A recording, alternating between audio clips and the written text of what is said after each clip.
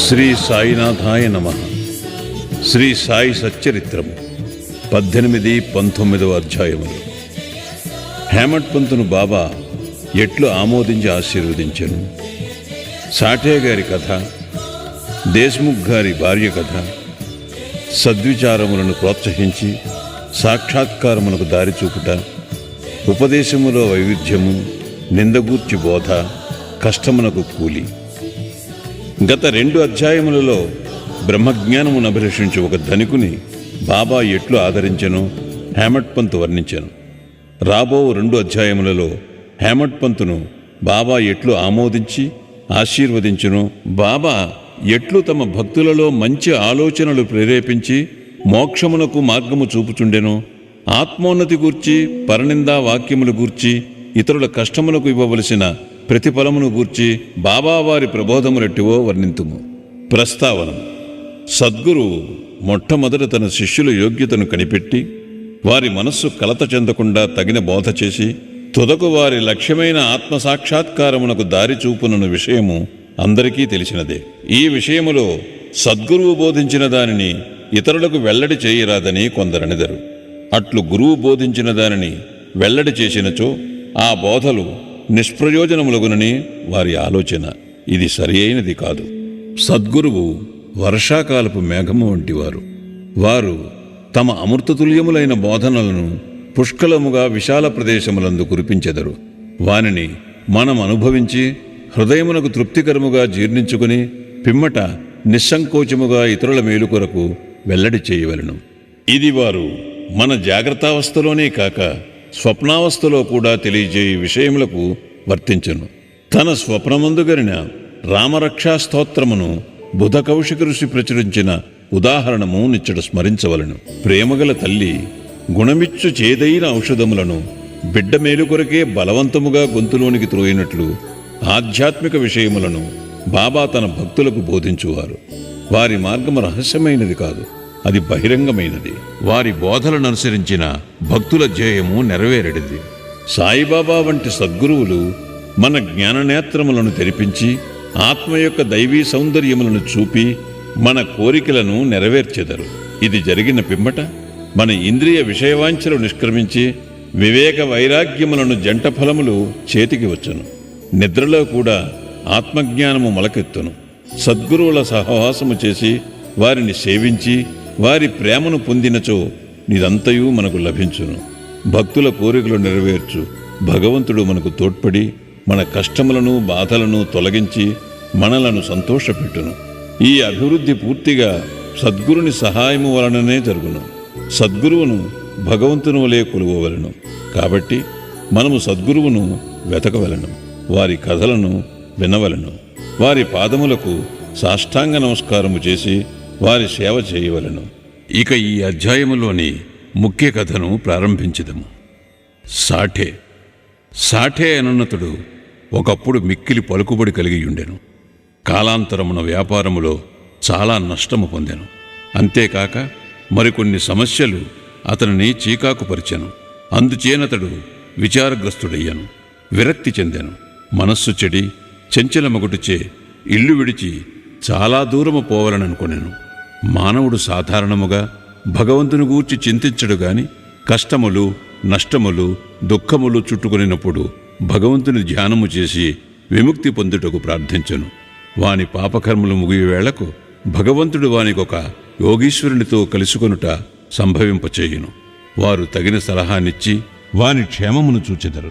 సాఠే గారికి కూడా అట్టి అనుభవము కలిగెను. అతని స్నేహితులు షిరిడీకి వెళ్ళమని సలహా ఇచ్చిరి. అచ్చట సాయిబాబాను దర్శించి అనేక మంది శాంతి పొందుచుండిరి. వారి కోరికలు కూడా నెరవేరుచుండెను. సాఠే గారికి ఇది నచ్చెను. వెంటనే 1917వ సంవత్సరంలో షిరిడీకి వచ్చాను. అచ్చట శాశ్వత బ్రహ్మవలే స్వయం ప్రకాశుడై నిర్మలుడు శుద్ధ స్వరూపుడునగు సాయిబాబాను చూచిన వెంటనే అతనికి మనశ్చాంచల్యము తగ్గిపోయి శాంతి కలిగాను. వాని పూర్వజన్మ పుణ్యము వలన బాబా యొక్క పవిత్రమైన పాదసేవ లభించెను. అతడు గొప్ప మనోబలము గలవాడుకుటచే వెంటనే గురుచరిత్రము పారాయణము మొదలుపెట్టాను. 7 రోజులలో చరిత్ర చదువుట పూర్తి కాగానే బాబా ఆనాడు రాత్రి అతనికి ఒక దృష్టాంతమును చూపాను. అది ఇట్లుండెను. బాబా గురుచరిత్రము చేతిలో పట్టుకొని దానిలోని విషయములను ఎదుట కూర్చున్న సాఠేకు బోధించుచున్నట్లు అతను దానిని శ్రద్ధగా వినుచున్నట్లు చూపాను. సాఠే నిద్ర నుంచి లేచిన వెంటనే కలను జ్ఞాపకముంచుకొనెను. మిగులు సంతోషించాను. అజ్ఞానమనే నిద్రలో గుర్రు పెట్టి నిద్రపోవచ్చున్న తన వంటి వారిని లేపి గురుచరితామృతమును రుచిచూపుట బాబా యొక్క దయార్థ హృదయమే కదా అనుకొనెను.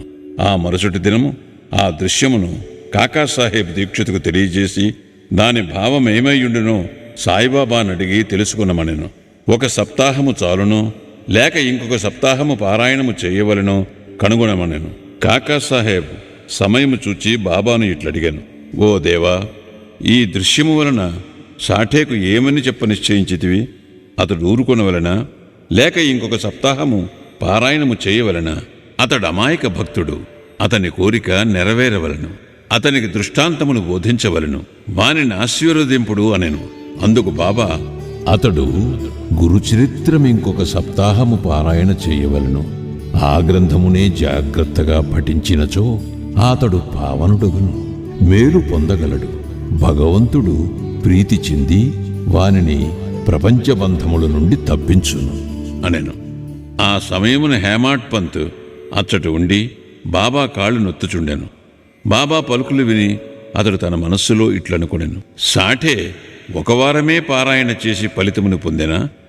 నేను 40 సంవత్సరముల నుంచి పారాయణ చేయుచున్నాను, కానీ నాకు ఫలితం లేదు కదా. అతడిక్కడ 7 దినములు మాత్రమే నివసించాను. నేను 7 సంవత్సరముల నుంచి ఉన్నాను. నా ప్రయత్నములు నిష్ఫలమా ఏమి? చాతకపక్షి మేఘము నుంచి పడు నీటి బిందువునికై కనిపెట్టుకుని ఉన్నట్లు నేను కూడా బాబా తమ దయామృతమును నాపై వర్షించెదరని, వారి బోధనలచే నన్ను ఆశీర్వదించెదరని కనిపెట్టుకుని ఉన్నాను. ఈ ఆలోచన వాని మనస్సులో మెదిలిన వెంటనే బాబా దానిని గ్రహించాను. భక్తుల మనస్సులలో నుండి ఆలోచనలన్నీ బాబా గ్రహించెడివారు. అంతేకాక చెడ్డ ఆలోచనలను అణచుచు మంచి ఆలోచనలను ప్రోత్సహించువారు. హేమాడ్ పంత్ మనస్సును కనిపెట్టి బాబా వానిని వెంటనే లేపి శ్యామా వద్దకు పోయి అతని వద్ద 15 రూపాయలు దక్షిణ తీసుకుని అతనితో కొంతసేపు మాట్లాడిన పిమ్మట రమ్మనెను. బాబా మనస్సున కారుణ్యోదయమయ్యను. కాన వారిట్లా ఆజ్ఞాపించిరి. బాబా ఆజ్ఞను జవదాటగల వారెవరు? హేమాడ్ పంత్ వెంటనే మసీదు విడిచి శ్యామా గృహమునకు పోయాను. అప్పుడే అతడు స్నానము చేసి ధోవతి కట్టుకొనుచుండెను. అతడు బయటకు వచ్చి హేమాడ్ పంతునిట్లడిగాను. మధ్యాహ్నహారతి సమయమందు మీరిక్కడ ఎలయున్నారు? మీరు మసీదు నుండి వచ్చిచున్నట్లున్నదే. మీరేల చికాకుతో చంచలముగనున్నారు? మీరొంటరిగా వచ్చినారేలా? కొంతసేపు కూర్చొని విశ్రాంతి చెందుడు. నా పూజను ముగించుకుని వచ్చేదను. ఈలోగా తాంబూలము వేసుకునుడు. పిమ్మట ఆనందముగా కొంతసేపు కూర్చొని మాట్లాడుకొనిదెము. ఇట్లనుచూ అతడు లోనికి పోయాను. హేమాడ్ పంత్ ముందర వసారాలో కూర్చొనెను. కిటికీలో ఏకనాథ భాగవతమును ప్రసిద్ధ మరాఠీ గ్రంథముండెను. ఇది భాగవతములోని ఏకాదశ స్కంధమునకు ఏకనాథుడు వ్రాసిన వ్యాఖ్యానము. సాయిబాబా సిఫార్సు చేయుటచే బాపు సాహెబ్ దీక్షిత్ శ్రీకృష్ణునకు అర్జునునకు జరిగిన సంభాషణ రూపమైన భగవద్గీత, దాని మరాఠీ వ్యాఖ్యానమైన భావార్థ దీపిక జ్ఞానేశ్వరి, శ్రీకృష్ణునకు అతని సేవకుడుకు ఉద్ధవునకు జరిగిన సంభాషణ రూపమైన ఏకనాథ భాగవతము మరియు భావార్థ రామాయణమును నిత్యము సిరిడీలో చదువుచుండేవారు. భక్తులు వచ్చి బాబాను ఏదైనా ప్రశ్నలు వేసినప్పుడు బాబా కొంతవరకు జవాబిచ్చి అటుపైన వారిని ఆ గ్రంథముల పారాయణమును వినుమని పంపుచుండెను. ఈ గ్రంథములే భాగవత ధర్మములోని ముఖ్య గ్రంథములు. భక్తులు బాబా ఆజ్ఞానుసారము ఆ సత్సంగములకు పోయి ఆ గ్రంథములు వినినప్పుడు వారి ప్రశ్నలకు సంతృప్తికరమైన సమాధానములు లభించుచుండెను. హేమాడ్ పంత్ కూడా నిత్యము ఏకనాథ భాగవతమును పారాయణము చేయువాడు. హేమాడ్ పంత్ ఆ దినము తాను నిత్యము చదువు గ్రంథభాగము పూర్తి చేయకయే కొందరు భక్తులతో కలిసి మసీదుకు పోయాను. శ్యామ ఇంటి కిటికీలోనున్న ఏకనాథ భాగవతము తీయగా తానానాడు పూర్తి చేయని భాగము వద్దనే పుస్తకము తెరుచుకొనెను. తన నిత్యపారాయణము పూర్తి చేయుటకే కాబోలు బాబా తన నచ్చటకు పంపినని హేమాడ్ పంత్ అనుకొనెను. వెంటనే తన నిత్యపారాయణమును పూర్తి చేశాను. పిమ్మట శ్యామ తన పూజను ముగించి బయటికి వచ్చాను. వారిరువురికి ఈ దిగువ సంభాషణ జరిగాను. హేమాడ్ పంత్, నేను బాబా వద్ద నుండి ఒక కబురు తీసుకుని వచ్చినాను. బాబా నీ వద్ద నుండి 15 రూపాయలు దక్షిణ తీసుకుని రమ్మని నన్ను ఆజ్ఞాపించి ఉన్నారు. అంతేకాదు, కొంతసేపు నీతో కూర్చుని మాట్లాడిన పిమ్మట మసీదుకు రమ్మని చెప్పిరి.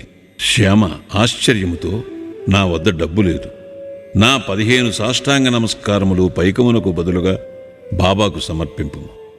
హేమాడ్ పంత్, సరే, నీ నమస్కారములు ఆమోదించబడెను. మనము కూర్చుని కొంతసేపు మాట్లాడుకునేదేము.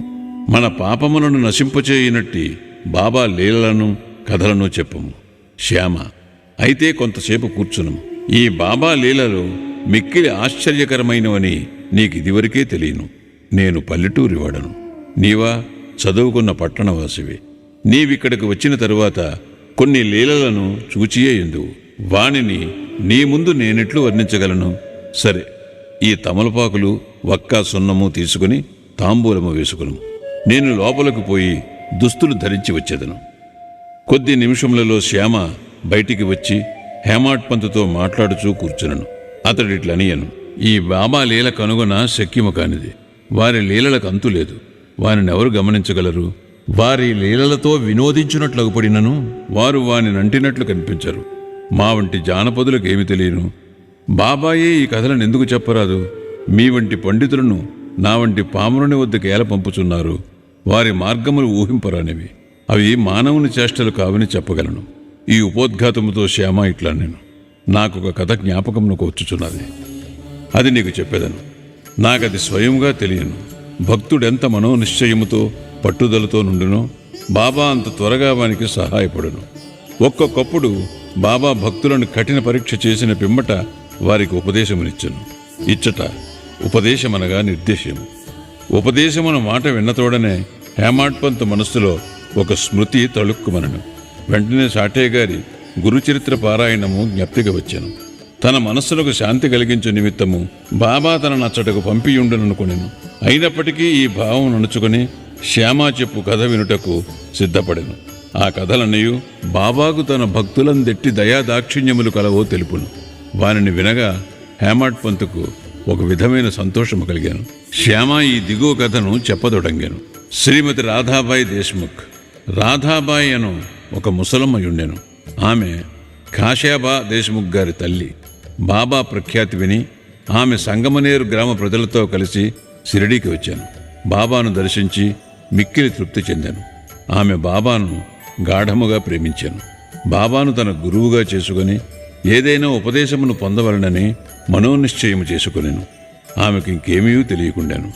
బాబా ఆమె సంకల్పమును ఆమోదించక తనకు మంత్రోపదేశము చేయనిచో ఉపవాసముండి చచ్చెదనని మనోనిశ్చయము చేసుకునను. ఆమె తన బసలోనే ఉండి భోజనము నీరు మానివేశాను. అట్లు 3 రోజులు గడిచెను. ఆమె పట్టుదలకు శ్యామ భయపడి ఆమె పక్షమున బాబాతో ఇట్లంటింది, దేవా, మీరేమి ప్రారంభించితిరి? నీవనేక మందినిచ్చటకు ఈడ్చెదవు. ఆ ముదుసలని నీ వెరుగియే ఉందువు. ఆమె మిక్కిలి పట్టుదలగలది. ఆమె నీపైన ఆధారపడి ఉన్నది. ఆమె చచ్చు వరకు ఉపవసింప నిశ్చయించుకుని ఉన్నది. నీవు ఆమెను అనుగ్రహించి ఉపదేశమిచ్చినంత వరకు ఆమె తన నిరాహార దీక్షను మానదు. ఆమెకేమైనా హాని జరిగినచో ప్రజలు నిన్నే నిందింతురు. నీవు తగిన ఆదేశం ఇవ్వకపోవటచే ఆమె చచ్చినదని లోకులనిదరు. కాబట్టి ఆమెను కరుణించుము, ఆశీర్వదించుము, ఆమెకు తగిన దారి చూపుము. ఆమె మనోనిశ్చయము చూచి బాబా ఆమెను పిలిపించి ఈ క్రింది విధముగా బోధించాను. ఓ తల్లి, అనవసరమైన యాతనకేల పాట్పడి చావును కోరుచున్నావు. నీవు నిజముగా నా తల్లివి. నేను నీ బిడ్డను. నా యందు కనికరించి నేను చెప్పునది పూర్తిగా వినుము. నీకు నా వృత్తాంతమును చెప్పెదను. నీవు దానిని బాగా వినినచో నీకది మేలు చేయును. నాకొక గురువు ఉండెను. వారు గొప్ప యోగీశ్వరులు, మిక్కిలి దయార్ద్ర హృదయులు. వారికి చాలా కాలము శుశ్రూష చేసి తిని, కాని నా చెవిలో వారు ఏ మంత్రమూ నూదలేదు. నాకు వారిని వదలుపోవు తలంపే లేకుండెను. నేను వారితోనే ఉండుటకు, వారి సేవ చేయుటకు, వారి వద్ద కొన్ని ఉపదేశములను గ్రహించుటకు నిశ్చయించుకుంటుని. కాని వారి మార్గము వారిది. వారు నా తల కొరిగించిరి. నా నుండి 2 పైసలు దక్షిణ ఎడిగిరి. నేను దానిని వెంటనే వారికి సమర్పించి తిని. మీ గురువుగారు పూర్ణకాములైనచో వారు మిమ్ములను దక్షిణ అడుగునేలా, వారు నిష్కాములని ఎట్లనిపించుకుందురు అని నీవు అడగవచ్చును. దానికి సమాధానము సూటిగా చెప్పగలను. వారు డబ్బును లక్ష్యపెట్టేవారు కారు. ధనముతో వారు చేయునదేమున్నది? వారు కోరిన 2 కాసులలో ఒకటి నిష్ఠ, రెండవది సంతోష స్థైర్యములతో కూడిన ఓరిమి. నేనీ రెంటినీ వారికి అర్పించి తిని వారు ప్రసన్నులైరి. నా గురువును అట్లు 12 సంవత్సరములు సేవించి తిని వారే నన్ను పెంచి పోషించిరి. భోజనమునకు గాని వస్త్రములకు గాని నాకు లోటు లేకుండెను. వారు పరిపూర్ణులు. వారు ప్రేమావతారమని చెప్పవచ్చును. ఆ ప్రేమను నేనెట్లు వర్ణించగలను? వారు నన్ను మిక్కిలి ప్రేమించెడివారు. ఆ విధమైన గురువే ఉండరు. నిరంతర ధ్యానములో ఉన్న వారిని తదేకముగా చూచుచుండెడివాడను. మేమిద్దరము ఆనందములో మునిగెడివారము. రాత్రింబవళ్ళు నిద్రాహారములు లేక నేను వారి వైపు దృష్టిని నిగడ్చి తిని వారిని చూడనిచో నాకు శాంతి లేకుండెను. వారి ధ్యానము, వారి సేవ తప్ప నాకింకొకటి లేకుండెను. వారే నా ఆశ్రయము. నా మనస్సు ఎల్లప్పుడూ వారి యందే నాటుకుని ఉండెడిది. ఇదియే వారడిగిన దక్షిణలో 1 పైసా. సబూరి అనున్నది 2వ పైసా. నేను మిక్కిలి సంతోషముతో చాలా కాలము కనిపెట్టుకుని వారి సేవ చేసి తిని ఈ ప్రపంచమనే సాగరమును సబూరి అను ఓడ నిన్ను సురక్షితముగా దాటించును. సబూరి అనున్నది అత్యంత ఉత్తమ లక్షణము.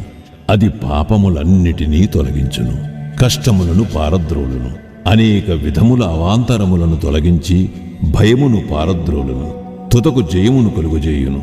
సబూరి అనున్నది సుగుణములకు గని, మంచి ఆలోచనకు తోడు వంటిది. నిష్ఠ, సబూరి అనునవి అన్యోన్యమైన అక్కచెల్లండ్ర వంటివి. నా గురువు నా నుండి ఇతరమేమీయూ ఆశించి ఉండలేదు. వారు నన్ను ఉపేక్షింపక సర్వకాల సర్వావస్థలయందు కాపాడుచుండెడివారు. నేను వారితో కలిసి ఉండెడివాడను. ఒక్కొక్కప్పుడు వారిని విడిచియుండినను వారి ప్రేమకు ఎన్నడూనూ లోటు కలుగలేదు. వారు తమ దృష్టి చేతనే నన్ను కాపాడుచుండెడివారు. తాబేలు తన పిల్లలను కేవలము తన దృష్టితో పెంచునట్లు నన్ను కూడా మా గురువు తమ దృష్టితో పోషించుచుండెడివారు. తల్లి తాబేలు 1 ఒడ్డున ఉండును, బిడ్డ తాబేలు 2వ ఒడ్డున ఉండును. తల్లి తాబేలు పిల్ల తాబేలుకు ఆహారము పెట్టుట గాని పాలిచ్చుట కాని చేయదు. తల్లి తన పిల్లలపై తన దృష్టిని పోనిచ్చును. పిల్లలెదిగి పెద్దవి అగును. అటులనే మా గురువు కూడా తమ దృష్టిని నా యందు నిలిపి నన్ను ప్రేమతో కాపాడిరి. ఓ తల్లి, నా గురువు నాకు మంత్రమేమీ ఉపదేశించలేదు. అటువంటప్పుడు నేను నీ చెవిలో మంత్రమెట్లు ఊదగలను? గురువు యొక్క ప్రేమమయమైన తావేలు చూపే మనకు సంతోషమునిచ్చునని జ్ఞాపకముంచుకునుము. మంత్రము గాని ఉపదేశము గాని ఎవ్వరి వద్ద నుండి గాని పొందుటకు యత్నించకము. నీ ఆలోచనలు, నీవు చేయు పనులు నా కొరకే వినియోగించము. నీవు తప్పక పరమార్థమును పొందెదవు. నా వైపు సంపూర్ణ హృదయముతో చూడుము. నేను నీ వైపు అట్లనే చూచెదను. ఈ మసీదులో కూర్చుని నేను నిజమునే చెప్పెదను. నిజము తప్ప మరేమియూ మాట్లాడను. ఏ సాధనలు గాని 6 శాస్త్రములలో ప్రావీణ్యము గాని అవసరము లేదు. నీ గురువునందు ప్రేమ విశ్వాసములు నుంచుము. గురువే సర్వమును చేయువాడనియు కర్తయనియు పూర్తిగా నమ్మము. ఎవరైతే గురువు యొక్క మహిమను గొప్పతనమును గ్రహించెదరో, ఎవరైతే గురుని బ్రహ్మ విష్ణు మహేశ్వర స్వరూపుడని ఎంచెదరో వారే ధన్యులు. ఈ ప్రకారముగా ఉపదేశించి బాబా ఆ ముసలమ్మను ఒప్పించాను. ఆమె బాబాకు నమస్కరించి ఉపవాసమును వదులుకొనెను. ఈ కథను జాగ్రత్తగాను శ్రద్ధగాను విని దాని ప్రాముఖ్యమును సందర్భమును గుర్తించి హేమాడ్ పంతు మిక్కిలి ఆశ్చర్యపడెను. ఈ ఆశ్చర్యకరమైన బాబా లీలను చూచి అతను ఆపాదమస్తకము పులకరించాను. సంతోషముతో నుప్పొంగాను. గొంతుగా ఆరిపోయాను. ఒక్క మాటైనా మాట్లాడుటకు చేత కాకుండెను. శ్యామ అతనిని ఈ స్థితిలో చూచి, ఏమి జరిగినది? ఏల ఊరుకున్నావు? అట్టి బాబా లీలలు నీకెన్ని వర్ణింపవలను అని అడిగాను. అదే సమయమందు మసీదులో గంట మ్రోగెను. మధ్యాహ్న హారతి పూజ ప్రారంభమయ్యరని గ్రహించిరి. కనుక శ్యామ, హేమంత్ పంతులిద్దరూ మసీదుకు త్వరగా పోయిరి. బాపూసాహెబ్ జోగు అప్పుడే హారతి ప్రారంభించాను.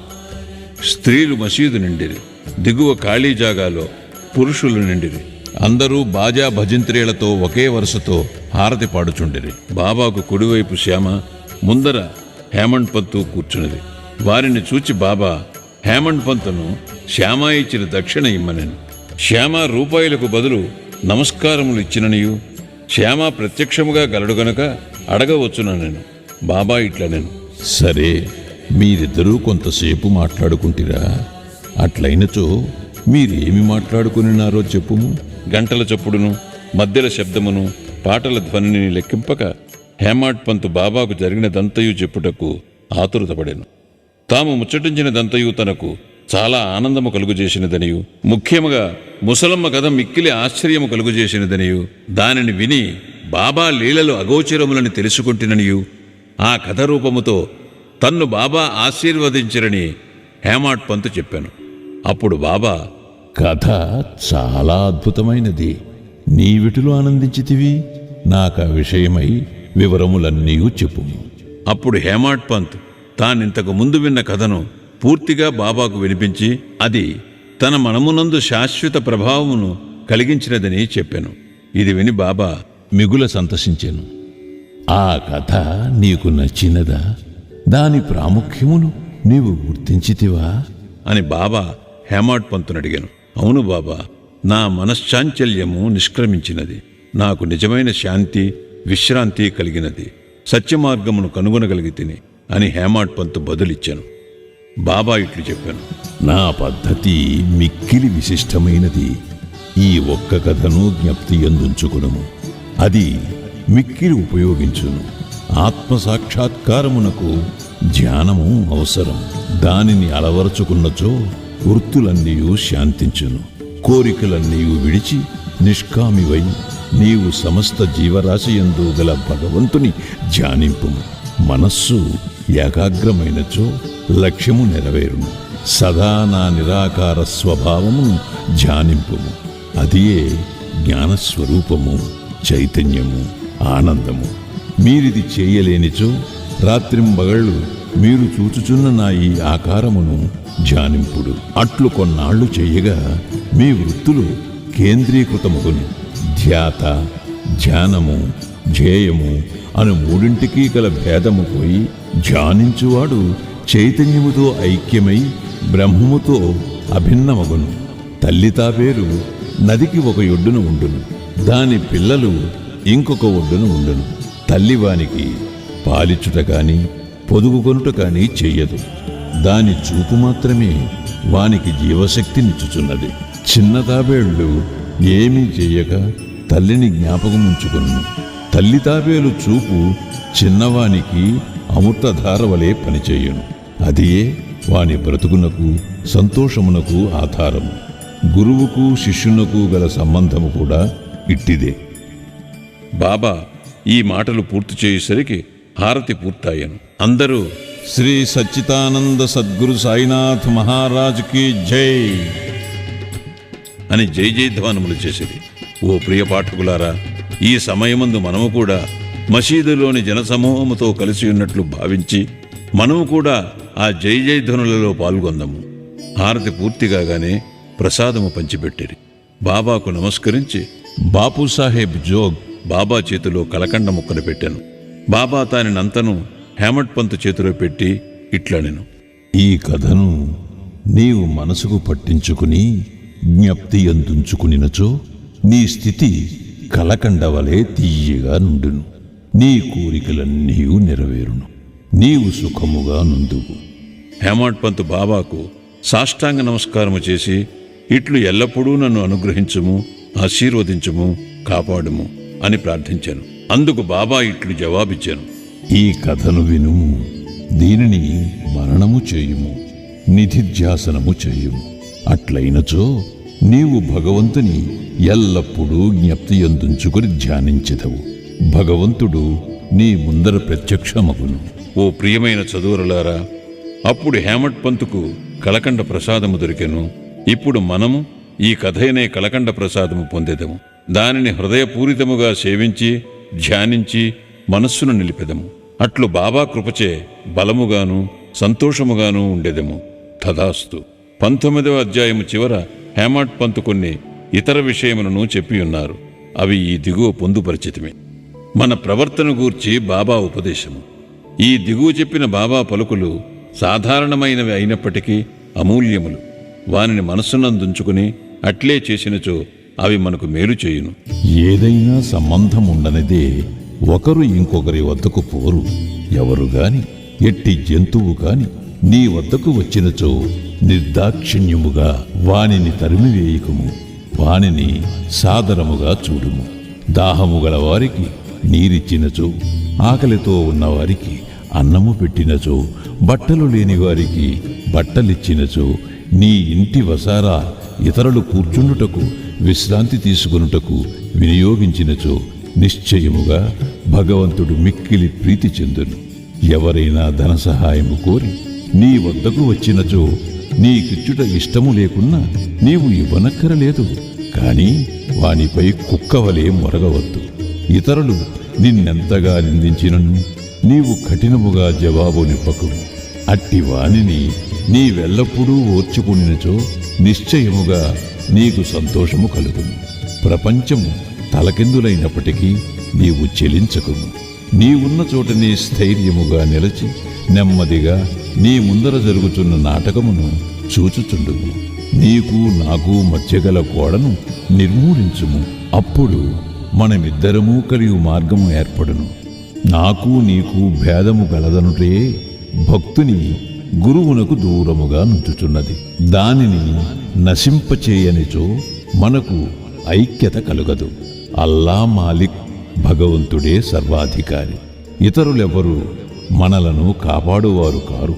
భగవంతుని మార్గము అసామాన్యము, మిక్కిలి విలువైనది, కనుగొన వీలులేనిది.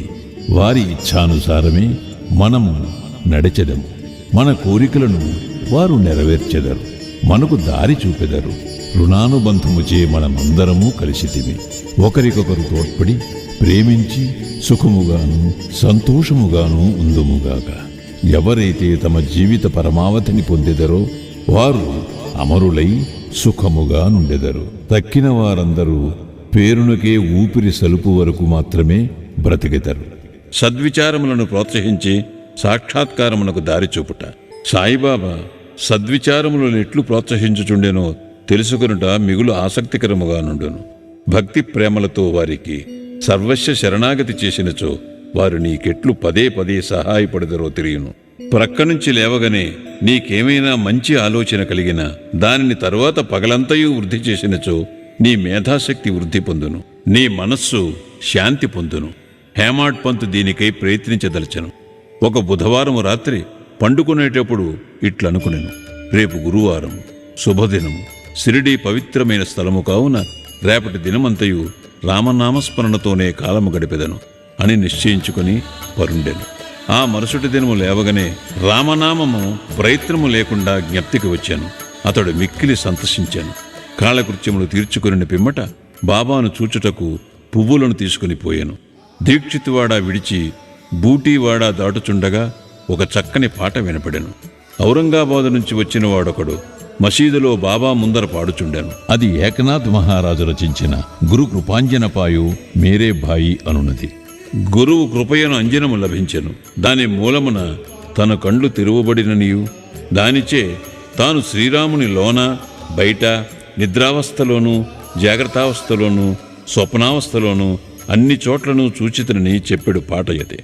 అనేక పాటలుండగా బాబా భక్తుడగు ఔరంగాబాదు నివాసి ఈ పాట నేలపాడెను.